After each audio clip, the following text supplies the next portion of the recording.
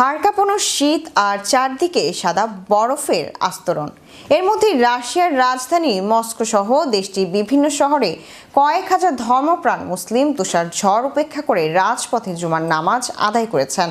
-20 থেকে 23 degree Celsius তাপমাত্রা চরম প্রতিকূল আবহাওয়ার মধ্যেও মুসল্লিদের এই অবিচল ভক্তি ও ধৈর্য এখন বিশ্বজুড়ে আলোচনার বিষয় হয়ে দাঁড়িয়েছে। বিস্তারিত থাকছে ডেস্ক রিপোর্টে। সম্প্রতি মস্কোর ক্যাথেড্রাল মসজিদের সামনের রাস্তায় এক অভূতপূর্ব দৃশ্য দেখা যায়।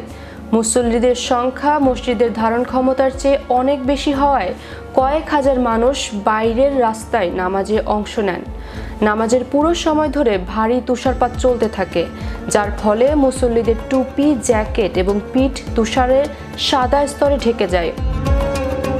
হাড় কাঁপানো ঠান্ডার মধ্যেও তারা ধৈর্য ধরে দীর্ঘ সময় ইমামের খুতবা শোনেন এবং নামাজ সম্পন্ন করেন। রাশিয়ায় বর্তমানে প্রায় 2,50,00,000 মুসলিম বসবাস করেন, যাদের বড় একটি অংশ রাজধানী মস্কোতে থাকেন। বিশাল আয়তনের মসজিদ থাকা সত্ত্বেও জুমার সময় জায়গার তীব্র সংকট দেখা দেয়। বিশেষ করে শীতকালীন উৎসবের সময় মুসল্লিদের ভিড় আরও বাড়ে।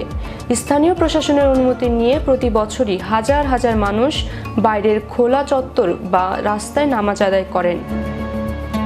সোশ্যাল মিডিয়ায় ছড়িয়ে পড়া ভিডিওগুলোতে দেখা যায় তুষারপাতের কারণে সামনের মুসল্লিদের ঠিকমতো দেখাও যাচ্ছে না, তবুও পরম একাগ্রতায় তারা নামাজ পড়ছেন। নেটিজেনরা এই দৃশ্য দেখে মুগ্ধ হয়েছেন। অনেকে একে বিশ্বাসের শক্তি হিসেবে অভিহিত করেছেন। তীব্র ঠান্ডায় বরফের উপর দাঁড়িয়ে ইবাদতের এই দৃশ্যটি রাশিয়ার দীর্ঘকালীন ধর্মীয় সহাবস্থান ও মুসলিম সম্প্রদায়ের সুশৃঙ্খল আচরণের প্রতিফলন হিসেবে দেখা হচ্ছে।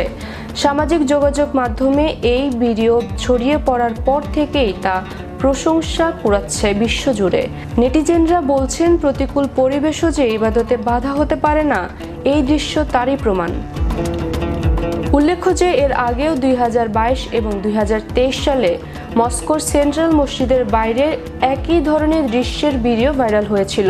তবে 2026 সালের জানুয়ারির এই শীত ও তুষারপাত বিগত কয়েক বছরের রেকর্ড ভেঙেছে বলে জানা গেছে। Channel Europe news desk.